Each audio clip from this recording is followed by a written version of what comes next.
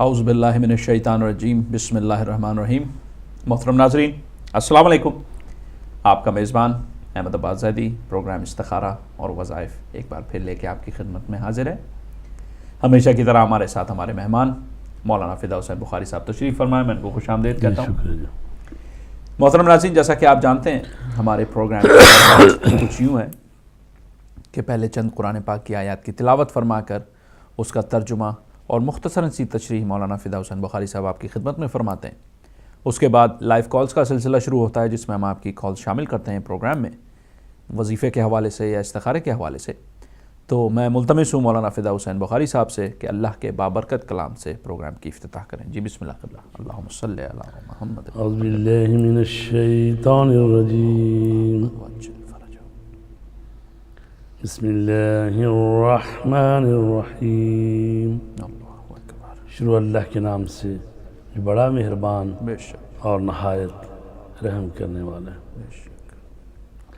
فلولا كان من القرون من قبلكم أولو بقية ينهون عن الفساد في الأرض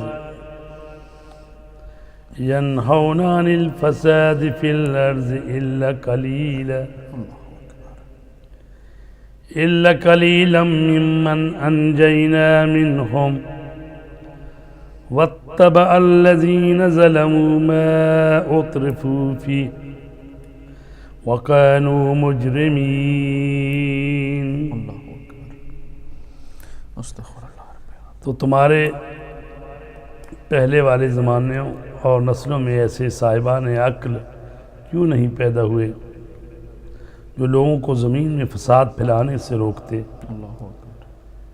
علاوہ ان چند افراد کے جنہیں ہم نے نجات دے دی، اور ظالم تو اپنے عیش ہی کے پیچھے پڑے رہے، اور یہ سب کے سب مجرم تھے۔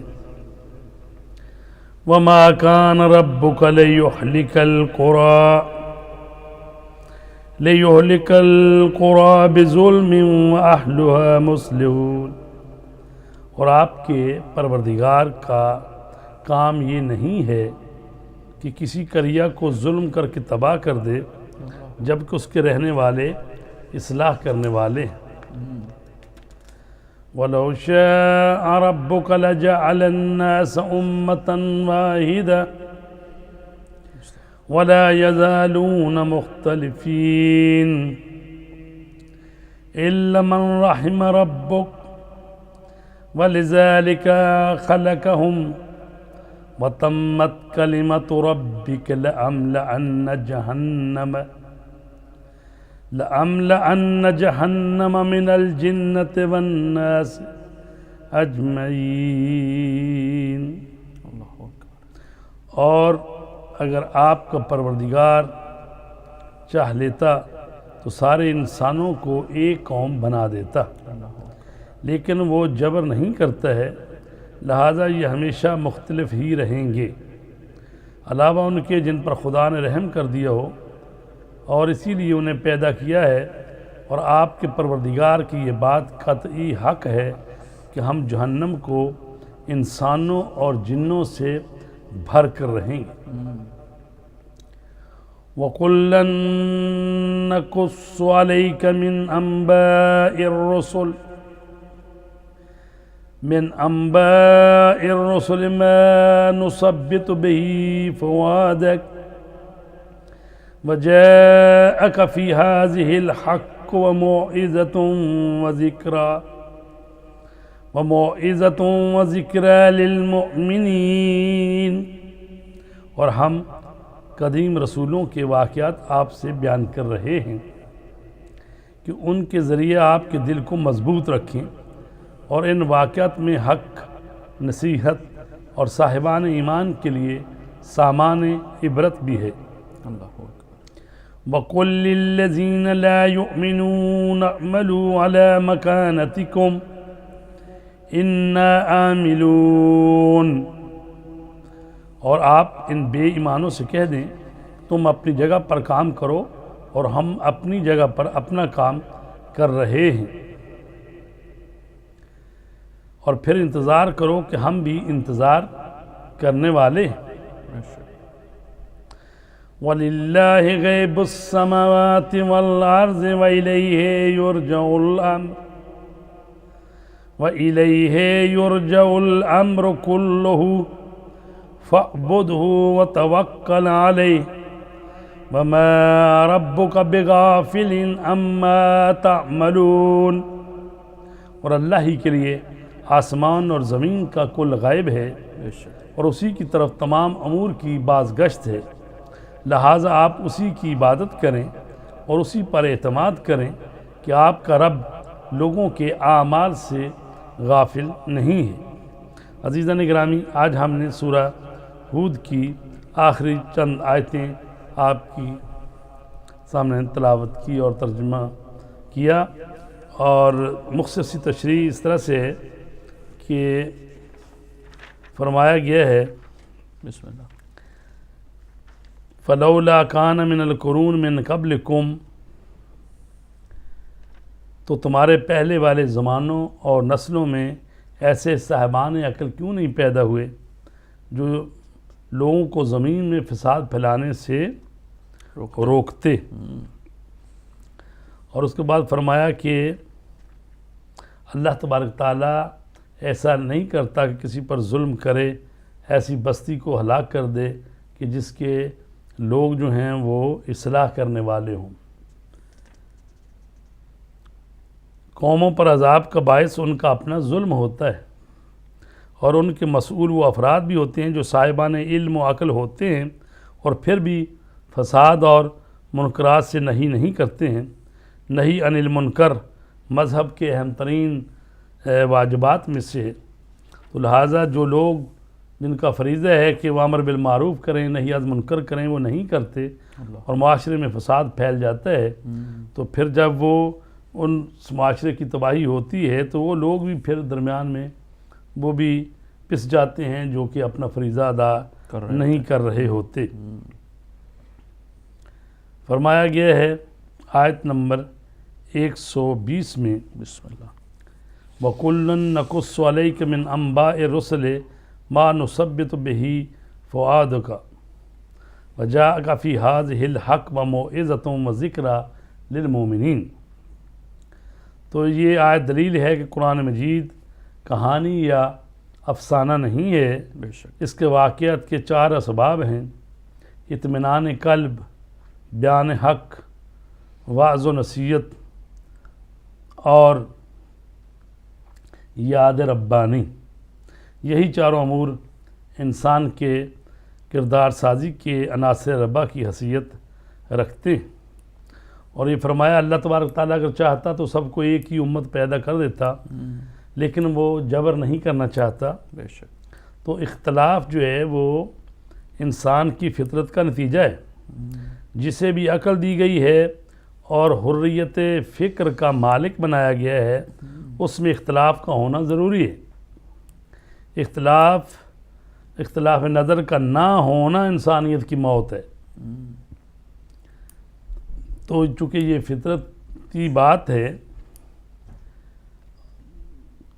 البتہ کچھ ایسے اللہ کے بندے بھی ہیں چونکہ وہ ایک ہی فطرت پر پیدا ہوئے ہیں، جی جو معصومین ہیں وہ آپس میں اختلاف نہیں رکھتے۔ بے شک البتہ معصومین دوسروں سے تو اختلاف رکھتے ہی ہیں، جی جو کہ گنہگار جاہل ہیں، گنہگار ہیں، جی بالکل تو پوری طرح عقل نہیں رکھتے۔ جی تو لہٰذا ظاہر ہے کہ جو صاحب عقل ہے پھر وہ اپنا نظریہ بھی رکھتا ہے، فکر بھی رکھتا ہے، تو اس طرح سے پھر دوسروں کے ساتھ اختلاف بھی رکھتا ہے۔ لیکن اس کا مطلب یہ نہیں ہے کہ جب کوئی دوسرا کسی سے اختلاف رکھے تو وہ اختلاف نظر کو برداشت نہ کرو اور اس کو گولی کی زبان سے سمجھانے کی کوشش کرو یا جبر نہیں جبر نہیں۔ جی بے شک بے شک تو اگرچہ یہ آیت جو کہتی ہے کہ اگر خدا چاہتا تو سب کو امت واحدہ بنا دیتا، لیکن ایسا نہیں کیا۔ آیت مبارکہ سن کر ہر دل میں یہ تڑپ پیدا ہوتی ہے جی کہ کاش خدا نے یہ چاہا لیا ہوتا اور سب صحیح اور عالم انسانیت کو ہر مصیبت سے نجات مل جاتی، لیکن انسان یہ نہیں سوچتا کہ اس طرح انسانیت کا خاتمہ ہو جاتا اور وہ آزادی فکر و عمل سے محروم ہو جاتا۔ جبکہ آج آزادی پر پابندی لگائی جاتی ہے تو فریاد کرنے لگتا ہے۔ یہ علامت ہے کہ وہ فطرتاً آزاد رہنا چاہتا ہے، بے شک اور اسی آزادی کے تحفظ کے لیے اسے اختلاف فکر و نظر کے قابل بنایا گیا ہے۔ بے شک ہاں کوئی انسان مرکز رحم الہی بن جائے اور فکر مستقیم کا مالک بن جائے تو اختلاف سے نجات حاصل کر سکتا ہے. سبحان اللہ. جس طرح معصومین کے افکار میں اتحاد و اتفاق کا منظر دیکھنے میں آتا ہے. آتا بے ہے. شک بے شک. تو عزیزان گرامی، خداوند عالم سے دعا کرتے ہیں ہمیں قرآن مجید کو پڑھنے، سمجھنے اور اس پر عمل کرنے کی توفیق عنایت فرمائے. الہی آمین. جزاک اللہ. بہت شکریہ قبلہ. محترم ناظرین، آپ کا پروگرام استخارہ اور وظائف جاری و ساری ہے، اور آپ اپنے کال نمبر اپنی اسکرین پہ دیکھ رہے ہیں. شامل ہو سکتے ہیں پروگرام میں استخارے کے حوالے سے یا وظیفے کے حوالے سے. جب تک کوئی کالر نہیں ہے، میں ملتمس ہوں مولانا فدا حسین بخاری صاحب سے کہ استخارے کے حوالے سے چند کلمات پیش کریں. جی بسم اللہ قبلہ. محترم ناظرین، آپ کی خدمت میں سلام عرض کرتے ہیں. وعلیکم السلام. اور یہ پروگرام استخارہ اور وظائف کا پروگرام ہے. قرآن مجید سے ہم استخارہ دیکھتے ہیں، اور استخارہ آپ خود بھی دیکھ سکتے ہیں. بے شک. باوضو ہو کر قرآن مجید جو مکمل قرآن ہو اس کو ہاتھ میں لے لیں. یعنی ایسا نہیں کہ بھئی پارا لے لیں، جو پارا لے لیں، ایک جز لے لیں، نہیں، پورا قرآن مجید. تو باوضو ہو کر 3 دفعہ سورہ اخلاص پڑھیے، 3 دفعہ دروشی پڑھیے، اور اس کے بعد کہیے اللہم انی تفعلت بکتابک وتوکلت علیک فارنی ما ہوا مکتوب من سرک المکنون فی غیبک. اور اس کے بعد قرآن مجید کو کھولیے، دائیں طرف کی پہلی آیت کو مطالعہ کیجیے. پہلی آیت اگر آیت رحمت ہے تو اس سے آپ یہ سمجھ سکتے ہیں کہ یہ استخارہ ہمارے لیے بہتر ہے. جی جزاک اللہ. ہمارے ساتھ ایک کالر انہیں شامل کرتے ہیں پروگرام میں. ہیلو، السلام علیکم. السلام علیکم. مجھے بات کرنی ہے ان سے. جی میری بہن کون فرما رہی ہیں، کہاں سے؟ میرا نام فاطمہ زہرا ہے. بسم اللہ. لندن سے. جی فرمائیے فرمائیے. جی فرمائیے. آپ ٹی وی کی والیوم بند کر دیں، فون سے بات کریں. بسم اللہ. جی جی مجھے اختیارہ کرنا ہے. فرمائیں کس حوالے سے استخارہ ہے میری بہن؟ بتاتے ہیں. آپ اگر بتا دیں تو زیادہ اچھا ہے، اس سے واضح ہو جاتا ہے کہ کیا اس کا استخارہ بنتا بھی ہے یا نہیں. اچھا اچھا ٹھیک ہے. السلام علیکم رحمۃ اللہ وبرکاتہ. بسم اللہ. مجھے اختیارہ کرنا ہے کہ مجھے عمرے کے لیے میں 62 ہو گئی ہوں، ابھی تک مجھے ٹکٹ نہیں آئی اللہ کی طرف سے. میں عمرے کے لیے جا سکوں گی کہ نہیں؟ بسم اللہ. بسم اللہ. آپ نیت اس طرح سے کریں تو یہ بتائے کہ ٹکٹ ادھر سے تو ٹھیک ہے، بلاوا آتا ہی ہے، لیکن آپ نے خود کرنا ہے، کوشش کی کوئی وہ ٹکٹ لینی ہے. عمرہ جب آپ نے کرنا ہے تو انشاءاللہ اگر اکیلی ہیں تو ساتھ کسی کو، بیٹے کو یا کسی کو جو شوہر زندہ ہیں ان کو، یا کسی کو ساتھ لے لے، محرم کو. ویسے فقہ جعفریہ کے نزدیک تو محرم نہ بھی ہو ساتھ پھر بھی خاتون عمرہ کر کے آ سکتی ہے، لیکن برادران اہل سنت جو ہیں فقہ حنفیہ کے مطابق کوئی نہ کوئی محرم ساتھ ہونا چاہیے. جی. تو اس میں کیا پرابلم ہے کہ ابھی انتظار کر رہی ہیں کہ کب وہاں سے بلاوا آئے؟ آپ خود کوشش کریں. میری بہن وجہ کیا ہے کہ آپ کیوں پریشان ہیں؟ آپ مطلب دو طرفہ کیوں ہیں کہ میں کروں یا نہ کروں؟ نہیں، میں یہ کہہ رہی ہوں کہ میں کب کروں گی. میں یہ اچھا اس کے لیے تو یہ ہے کہ جب آپ انشاءاللہ کوشش کریں گی، جیسے مثال کے طور پہ آپ یہ نیت کریں کہ یا اللہ میں اگلے مہینے جانا چاہ رہی ہوں، اس میں میری مدد اور رہنمائی فرما. ایسا ہو سکتا ہے کہ آپ اگلے مہینے اگر کوشش کریں تو ہو جائے گا. اللہ تو مجھے ٹکٹ ہی نہیں دیتے ہیں نا، ٹکٹ کی پرابلم ہے مجھے. کون ہی ٹکٹ دے رہا؟ کون ٹکٹ نہیں دے رہا؟ یہ ٹکٹ ہی نہیں دے رہے ہیں. کون نہیں دے رہے ٹکٹ؟ اللہ میاں. اچھا ایسا ہے کہ میں عرض کروں کہ آپ کے شوہر ہیں؟ میں اس وقت تو اکیلی ہوں. نہیں، آپ کے شوہر حیات ہیں؟ جی ہاں، وہ اپنے گھر میں ہے کہیں.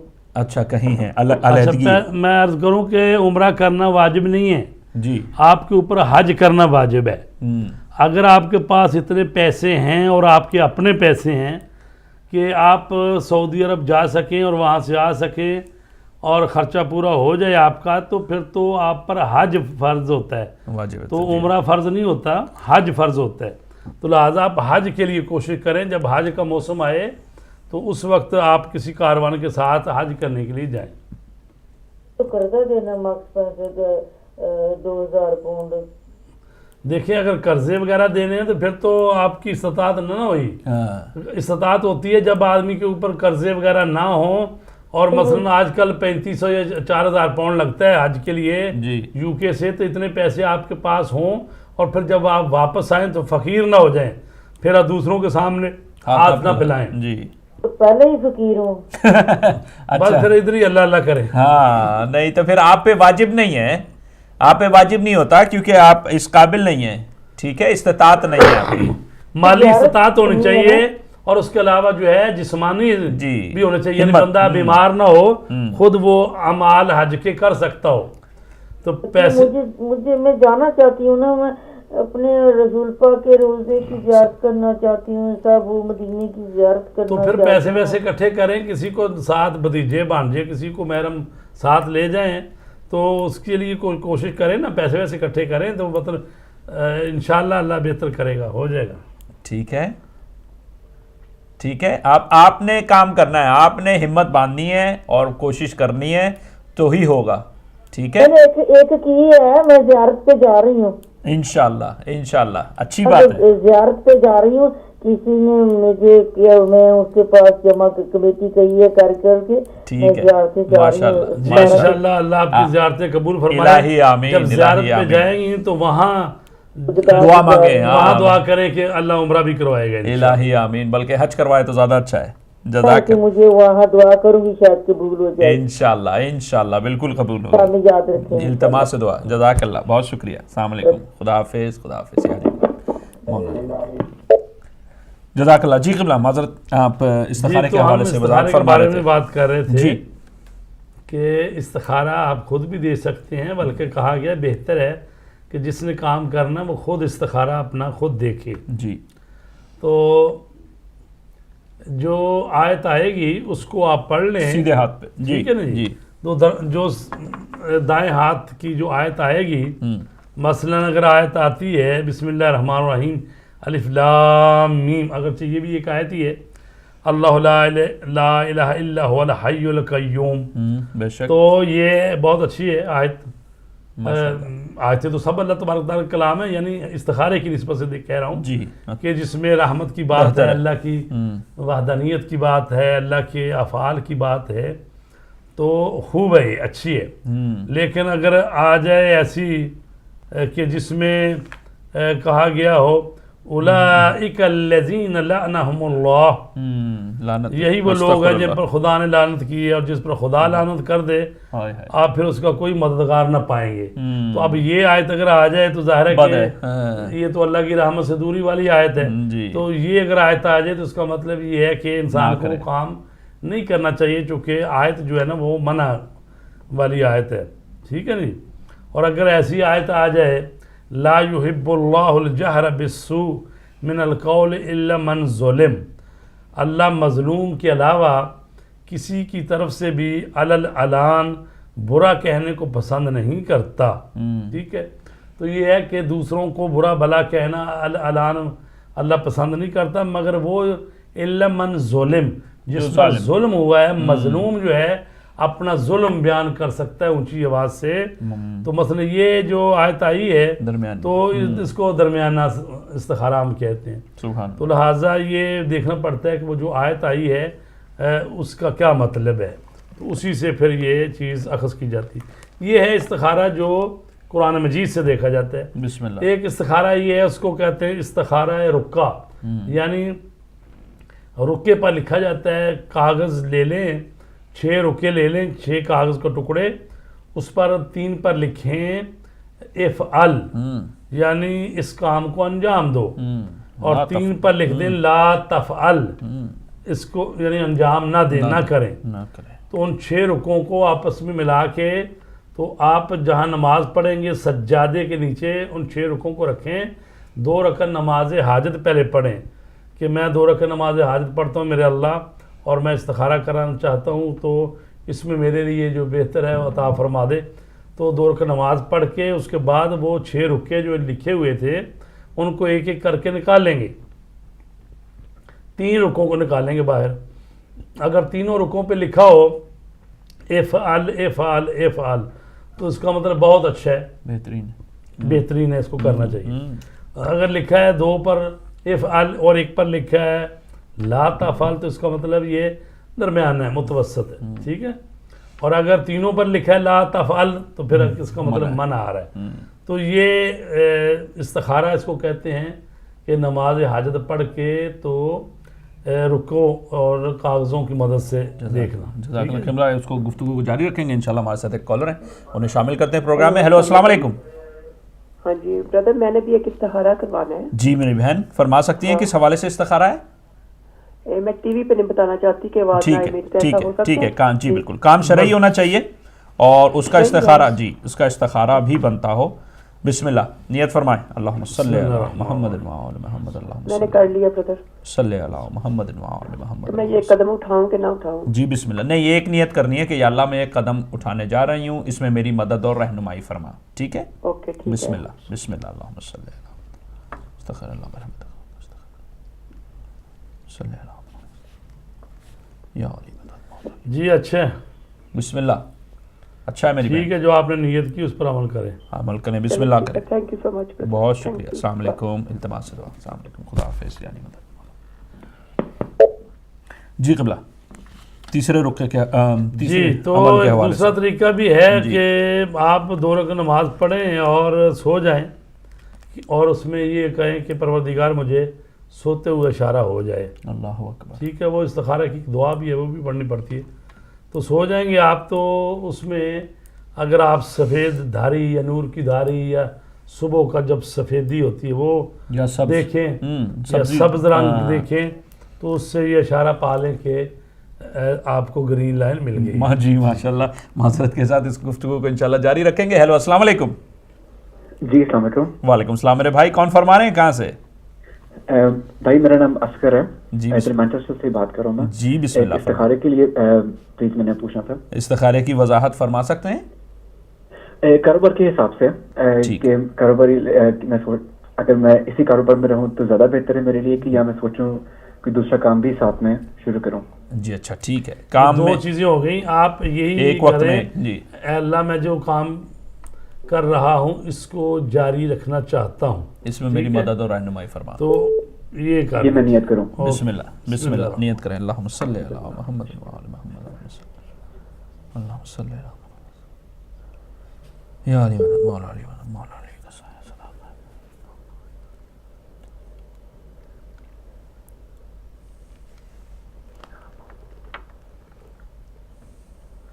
یہ جو کام ہے اس کو کر لیں، بدل لیں یا اس کو تھوڑا بڑھا لیں. بہرحال اسی حالت میں رہنا ٹھیک نہیں ہے. ٹھیک نہیں ہے. ٹھیک. اچھا میرے بھائی آپ دوسرے کی نیت کریں جو آپ دوسرے کاروبار کے حوالے سے سوچ رہے تھے. اب اس کی نیت کریں کہ یا اللہ میں نئے سرے سے نیا کاروبار کرنا چاہتا ہوں، اس میں میری مدد اور رہنمائی. اور اوبویسلی وہ آپ کے ذہن میں ہی رہے گا جو آپ کاروبار کرنا چاہتے ہیں. ٹھیک ہے. جی بسم اللہ بسم اللہ. اللہم صلی علی محمد وآل اللہم صلی علی محمد وآل استغفر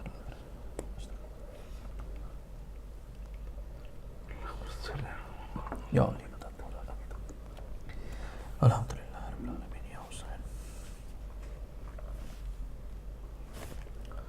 جی جو اگلا کام سوچ رہے ہیں ٹھیک ہے، درمیانہ مناسب سے ٹھیک ہے، کر سکتے ہیں. وہ صدقہ خیرات دیں، اللہ کی ذات پر توکل کر کے کر سکتے ہیں. ٹھیک ہے جی بہت شکریہ. جی تھینک یو ویری مچ. جزاک اللہ. بہت شکریہ. السلام علیکم. خدا حافظ. اللہ حافظ. جی بسم اللہ قبلہ. ہم اسی حوالے سے گفتگو کر رہے تھے کہ خواب میں جی تو استخارہ کے لیے دعائے استخارہ پڑھ کے باوضو ہو کر سو جائے اور خواب میں اشارہ ہو جائے گا. اگر سبز رنگ دیکھیں یا سفید رنگ تو سمجھیں کہ اچھا گرین لائٹ مجھے مل گئی. جی بسم اللہ. اور اگر سیاہ رنگ دیکھیں یا سرخ دیکھیں تو سمجھیں کہ یہ منع ہے. ٹھیک ہے. اور اگر ایک رات ایسے کر کے نہیں آیا، اشارہ نہیں ملا، تو 7 راتوں تک یہ عمل کریں. ٹھیک. تو یہ استخارے کی قسمیں، ایک تصویر کے ذریعے بھی استخارہ ہوتا ہے کہ آپ وہ پڑھیں استخارے کی دعا اور تصویر کے کچھ دانے جو ہیں وہ ہاتھ میں لے لیں اور اس کے بعد پھر ان کو 2 کر کے یعنی گنتے جائیں یا چھوڑتے جائیں، یعنی جفت کر کے. اور جب پہلے سے آپ کی یہ نیت ہوگی کہ اگر میں ایک آیا ایک رہ گیا تو میں اس کو اچھا سمجھوں گا، اگر کوئی بھی دانہ نہ رہا تو اس کو میں منع سمجھوں گا، یہ آپ کی نیت پر منحصر ہے۔ تو اگر آپ نے دیکھ لیا کہ دو دانے کرتے رہے، آخر میں ایک دانہ بچ گیا، تو اس کا مطلب ہے آپ کے لیے وہ بہتر ہے۔ جزاک اللہ۔ قبلہ ایک اور کالر ہے، انہیں بھی شامل کرتے ہیں پروگرام میں۔ ہیلو السلام علیکم۔ ہیلو السلام علیکم۔ وعلیکم۔ جی میری بہن کون فرما رہی ہیں، کہاں سے؟ میں سائدہ بول رہی ہوں۔ جی فرمائیے۔ جی میں اپنے لیے استخارہ پوچھنا۔ جی وضاحت کر سکتی ہیں کس لیے استخارہ میری بہن؟ جی بتا سکتی ہیں کس لیے استخارہ کر رہی ہیں؟ اپنے لیے۔ اچھا ٹھیک ہے، بتا سکتی ہیں کس وجہ سے استخارہ؟ شادی کے لیے۔ اچھا ماشاءاللہ، رشتہ آ گیا ہے؟ نہیں کوئی نہیں ابھی نہیں آیا۔ اچھا ٹھیک ہے، تو میری بہن اس کے لیے تو یہ ہے کہ کوئی وظیفہ ہوگا یا کوئی دعا ہوگی۔ قبلہ آپ کیا فرمائیں گے؟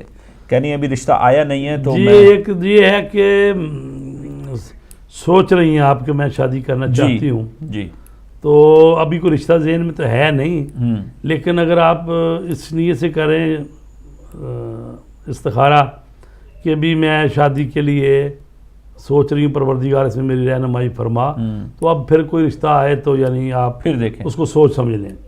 ایک وہ یہ صورتحال ہے کہ یہ ہے کہ نہیں آپ کی نظر میں کوئی رشتہ ہے تو آپ چاہتی ہیں کہ بھئی ان کی طرف سے خواستگاری ہو جائے، یا آپ ان کو پیغام بھجوانا چاہتی ہیں، تو جیسے بھی ہے آپ بتائیں، نیت کر لیں، ہم دیکھتے ہیں۔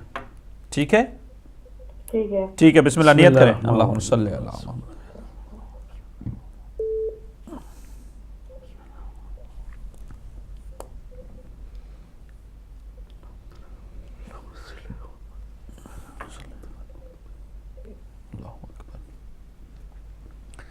جل جلالہ یا علی مدد مولا علی مدد۔ جی اچھا ہے جو آپ سوچ رہی ہیں، نیت ٹھیک ہے، اس پر عمل کریں انشاءاللہ۔ بسم اللہ، بہت شکریہ۔ ٹھیک ہے میری بہن، جی جی بہت شکریہ، السلام علیکم، خدا حافظ، خدا حافظ، خدا حافظ۔ قبلہ ہم ایک چھوٹے سے بریک کی طرف، محترم ناظرین آپ کا پروگرام استخارہ اور وظائف جاری و ساری ہے، ہم ایک چھوٹے سے بریک کی طرف جا رہے ہیں، بریک کے بعد انشاءاللہ آپ کی خدمت میں پھر حاضر ہوں گے، التماس دعا۔ السلام علیکم۔